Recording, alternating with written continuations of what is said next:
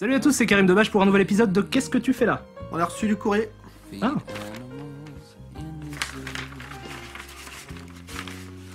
Oh mon dieu, c'est une bombe! Il y a une lettre aussi avec. Tu dois la lire. C'est ce qu'on fait d'habitude avec les lettres.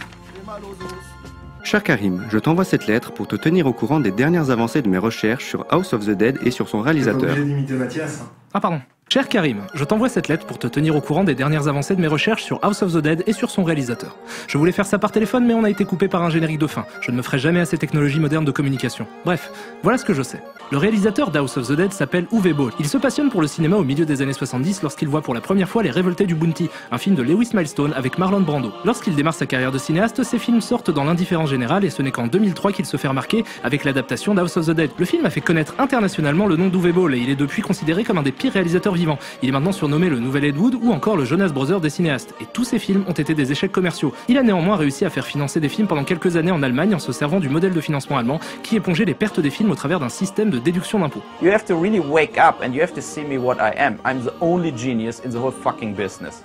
Goodbye. Fais très attention à lui, il est connu pour répondre avec véhémence à toute forme de critique. Il est allé jusqu'à organiser des combats de boxe avec les critiques qui ont dit du mal de ses films. Certains y sont allés en pensant que c'était un show, mais ce qu'il ne leur avait pas dit, c'est qu'il a été boxeur professionnel. Il les a défoncés. So he got really like hurt there, yeah. So but I told him like, what the fuck you were expecting?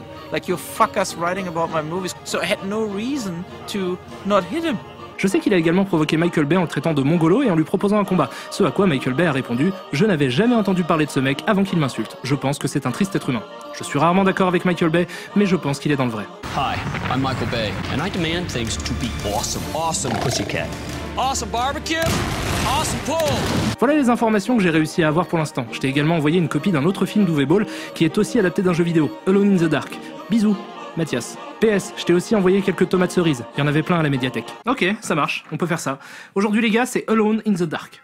Don't you want somebody to love? Don't you need somebody to love? Alors, Alone in the Dark est un film germano-canadien sorti le 28 janvier 2005 aux États-Unis et réalisé par Uwe Boll, dont c'est le deuxième film adapté d'un jeu vidéo après House of the Dead. Il est intéressant de noter que le film figure dans le Guinness Book des records Special Gamer de 2008 comme étant l'adaptation vidéoludique la moins rentable de l'histoire, puisque le film a coûté 20 millions de dollars et en a rapporté 10. À titre de comparaison, House of the Dead avait coûté 12 millions, ce qui signifie que Alone in the Dark est quasiment 2 fois plus cher. Et quand on voit ce qu'il arrive à faire avec 2 fois moins d'argent, on se dit que forcément on sera pas déçu. Le film commence sur un très long carton qui nous explique qu'une ancienne civilisation du nom d'Apkani a été anéantie par une force maléfique et qu'une unité spéciale du gouvernement appelée le Bureau 713 a été mise en place pour faire des recherches sur le sujet. Bon, je sais qu'on n'a pas encore vu une seule image de film, mais je me sens obligé de réagir à ça. Le carton que vous venez de voir, selon moi, est une grosse preuve d'incompétence.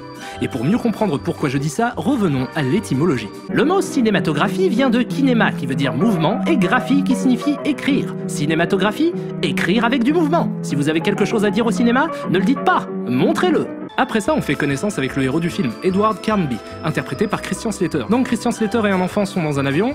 On dirait le début d'une blague nulle. Et comme Slater a l'air d'en avoir marre de son imitation de Bruce Willis, il décide d'occuper son temps en terrorisant le gosse. Avoir la fausse du noir est justement ce qui nous maintient tous en vie. Mon innocence vient d'être à jamais brisée. Une fois que l'appareil atterrit, il se dirige vers un taxi.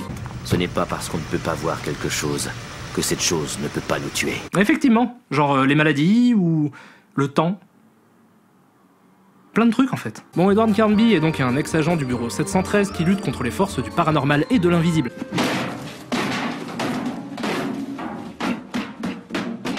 Et sa mission est de transporter un mystérieux artefact appartenant à l'ancienne civilisation Apkani. Au même moment, un petit vieux sur un bateau ouvre un coffre mystérieux, ce qui a pour effet de faire disparaître plusieurs personnes aux 4 coins de la ville, que Carnby va bien sûr être chargé de retrouver. Pour l'aider dans sa tâche, il fait appel à Aline Cedrak, une archéologue qui bosse dans un musée et qui est interprétée par Tara Reid. Ok, si je vous dis archéologue, musée, recherche, science, vous me dites? La blonde dans American Pie. Grave. Non, vous avez pas compris, j'ai dit archéologue. La blonde dans American Pie. Grave. Et si je vous dis dealer de drogue de Bogota? Les jumelles Olsen. Grave. Vous êtes complètement con. Pendant qu'ils font leur petite recherche, les lumières se mettent à déconner, ce qui signifie qu'un monstre est proche, et le gardien du musée se fait buter par le dit monstre. Toi aussi, apprends à éclairer des films avec Hugo Jouxtel et son Pandaro. Ah ouais, la technique des lumières qui clignotent. C'est un truc ancestral de chez Fop qu'on appelle le jour-nuit, en hommage à Jacouille. La technique consiste à appuyer sur l'interrupteur à un rythme irrégulier pour créer la peur dans le cœur des hommes.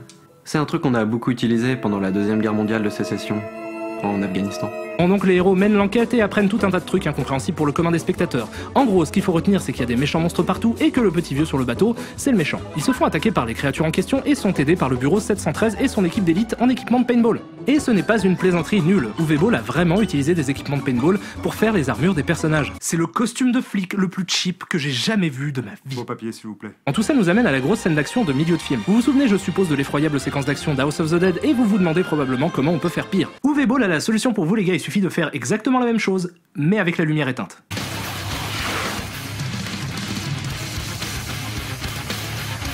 La scène nous permet quand même de voir que Carnby est un mec bien puisqu'il sauve son rival sur le point de se faire bouffer par un zombie en abattant ce dernier. Un héros de film d'action normal se serait contenté de tirer sur le zombie, mais Carnby lui a tellement la classe que même quand il tire visiblement à côté de sa cible, elle meurt de trouille. Respect Carnby.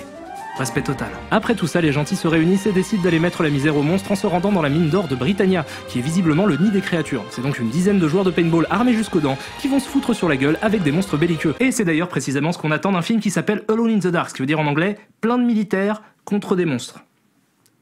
C'est plein de lone militaire in the dark contre des monstres. Ce qui est très intéressant, c'est que le premier jet du scénario a été écrit par un homme du nom de Blair Erickson, et au départ, le film devait beaucoup plus ressembler au matériau de base, et devait être un vrai film d'épouvante inspiré de l'univers de Lovecraft. Vous savez ce que Uwe Boll a répondu quand il a lu le scénario? Votre histoire est plus un drame, un truc où les gens perdent leur temps. Dans une adaptation de jeu vidéo, ce qui est important, c'est que le héros ait un but que les spectateurs arrivent à comprendre. Je suis un cinéaste! Donc pendant que les Lone se battent comme jamais ils ne se sont battus,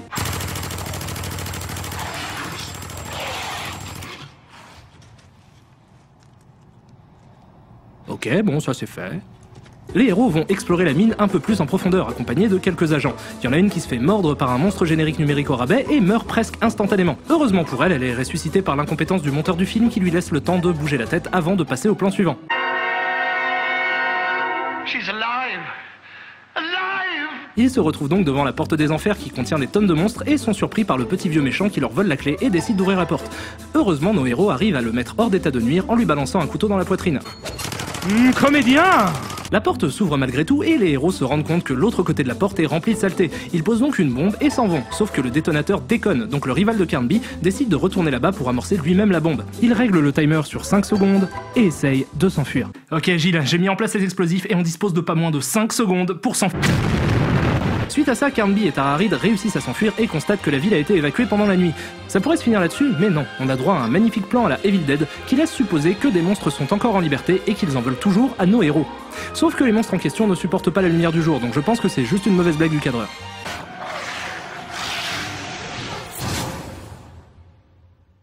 Fini, voilà, enfin.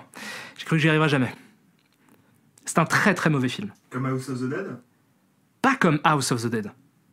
Pire. House of the Dead, c'était un film épouvantable, mais c'était aussi vraiment drôle. C'est le genre de film qui te fait halluciner de bout en bout et sa médiocrité en fait un spectacle déplaisant, certes, mais pas dénué de tout intérêt. Alone in the Dark n'arrive même pas à ça. Le film dure 1h30 et je regarde toujours les films 2 fois avant d'en parler. Ça a été les pires 3 heures de ma vie. Et j'ai fait le Vietnam. T'as pas fait le Vietnam.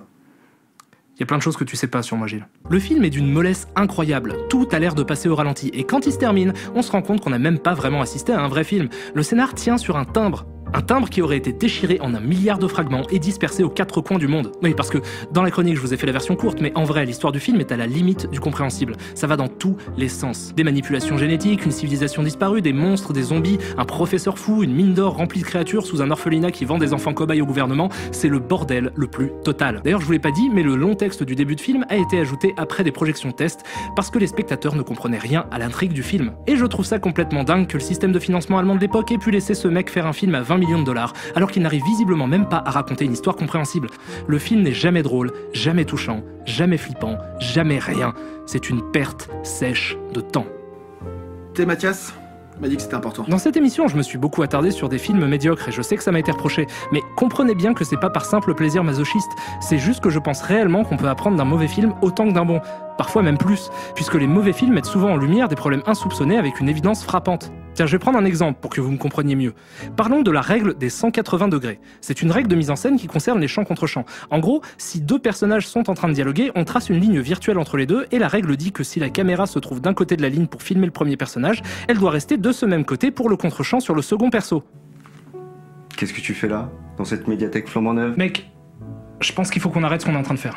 C'est une règle basique qu'on apprend très tôt et qui permet aux spectateurs de ne jamais être perdus dans l'espace. La quasi-totalité des films qui sortent au cinéma respectent scrupuleusement cette règle, ne la trahissant qu'à quelques occasions pour des effets de style. Tu veux dire quoi, qu'on arrête de parler de films? Non, pas qu'on arrête de parler de films, il faut juste qu'on arrête de chercher volontairement les pires films possibles. Mais si un film transgresse cette règle par erreur, la scène devient confuse et difficile à suivre. Pourquoi? Parce que si je fais cette émission, c'est que j'adore le cinéma et j'en ai ras le cul, j'ai envie de commencer à parler de bons films. Qui parlent de jeux vidéo? Il y en a. Il y en a pas beaucoup, certes, mais il y en a. C'est toi qui vois. Et c'est comme ça que quelque chose d'aussi fondamental que la règle des 180 degrés devient évidente pour tous, même pour ceux qui n'ont aucune notion de mise en scène. Et voir les erreurs des autres leur permet d'apprécier d'autant plus quand un cinéaste décide de jouer avec cette règle. Sauf que Alone in the Dark annihile complètement ma théorie, et me fait me dire que certains films sont juste totalement dénués de tout intérêt. Et c'est la dernière fois que je consacre un épisode de Cross à l'un d'eux. Long